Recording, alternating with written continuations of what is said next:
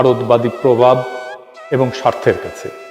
একসময় যার নাম শুনেই ভারত অস্বস্তিতে ভুগত, আজ তার পুত্রকেই দেশে ফিরতে দেখে তারাই আনন্দিত হয়, তার উপরেই ভরসা রাখে। তবু খালেদা জিয়া থাকবেন আমাদের রাজনৈতিক আকাশের ধ্রুবতারা হয়ে। আমরা আবারও তাকাবো তার দিকেই রাজনৈতিক পথ নির্দেশ পেতে।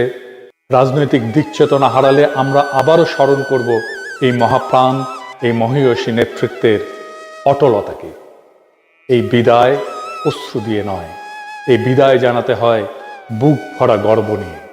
আমরা আমাদের তারুণ্যের কমান্ডারকে বিদায় জানাই শ্রদ্ধায় আর গর্বে। অসীমের পথে আপনার অনন্ত যাত্রা শুভ হোক কমান্ডার।